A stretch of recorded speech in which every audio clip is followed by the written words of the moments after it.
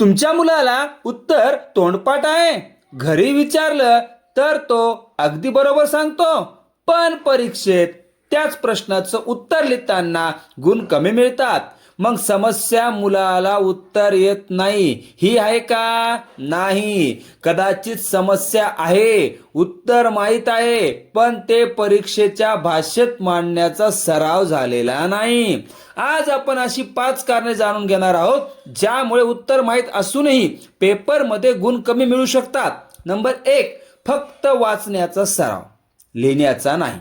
अनेक विद्यार्थी म्हणतात, सर मला उत्तर येतं, पण जेव्हा वहीत लिहायला सांगितलं तर सुरुवात कुठून करायची, काय लिहायचं, किती लिहायचं याचा गोंधळ होतो. उपाय, प्रत्येक धड्यानंतर किमान 2 ते 3 प्रश्नांची उत्तरं पुस्तक न पाहता लिहा. कारण उत्तर वाचणं आणि उत्तर लिहिणं या 2 वेगळ्या गोष्टी आहेत. नंबर 2, प्रश्न नेमका काय विचारतो हे समजत नाही. कधी कधी मुलाला संपूर्ण धडा येतो, पण प्रश्नात नेमकं काय विचारलं आहे हे समजत नाही. उदाहरणार्थ, प्रश्नात स्पष्ट करा म्हटलं आहे आणि विद्यार्थी फक्त एक वाक्य लिहितो, किंवा फरक लिहा म्हटलंय तर मोठे वर्णन लिहायला सुरुवात करतो. उपाय, उत्तर लिहिण्याआधी प्रश्नातील मुख्य शब्द ओळखा आणि स्वतःला विचारा, हा प्रश्न माझ्याकडून नेमकं काय मागतोय. नंबर 3, उत्तरांची रचना माहीत नसते. उत्तर माहीत असतं, पण विचार व्यवस्थित मांडता येत नाहीत. सगळे मुद्दे एकत्र लिहिले जातात, त्यामुळे उत्तरांची मांडणी कमकुवत होते. उपाय, उत्तराची एक साधी रचना लक्षात ठेवा. प्रस्तावना, मुख्य मुद्दा, आवश्यक उदाहरण, स्पष्टीकरण आणि निष्कर्ष. विषयानुसार ही रचना बदलू शकते, पण मुद्देसूद आणि क्रमाने लिहिण्याची सवय नक्की लावा. नंबर 4, वेळेत उत्तर पूर्ण करण्याचा सराव नसतो.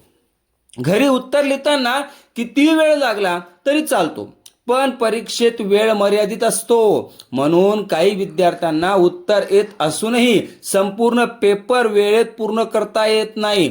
उपाय, आठवड्यातून एकदा टायमर लावून रायटिंग प्रॅक्टिस करा. उदाहरणार्थ 20 मिनिटात ठराविक प्रश्न पूर्ण करण्याचं लक्ष ठेवा. नंबर 5, स्वतःचं उत्तर तपासण्याची सवय नसते. उत्तर लिहिलं आणि वही बंद, पण खरं शिक्षण तिथे सुरू होतं. मी काय चुकलो, कुठला मुद्दा राहिला, उत्तर अजून चांगलं कसं लिहिता आलं असतं हे तपासणं गरजेचं आहे. उपाय, उत्तर लिहिल्यानंतर स्वतः 3 प्रश्न विचारा. सर्व मुद्दे लिहिले का, प्रश्नाचं नेमके उत्तर दिलं का, काही चूक किंवा मुद्दा राहिला का. प्रिय पालकांनो आणि विद्यार्थ्यांनो, परीक्षेत फक्त मला उत्तर येतं हे पुरेसे नाही.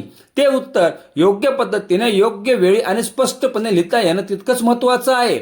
म्हणून आजपासून फक्त रीडिंग करू नका, रायटिंग प्रॅक्टिस करा.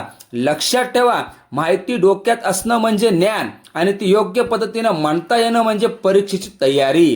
तुमच्या मुलाला सर्वात जास्त अडचण कुठे येते, खालील मुद्द्यापैकी एक मुद्दा कमेंटमध्ये नक्की टाका.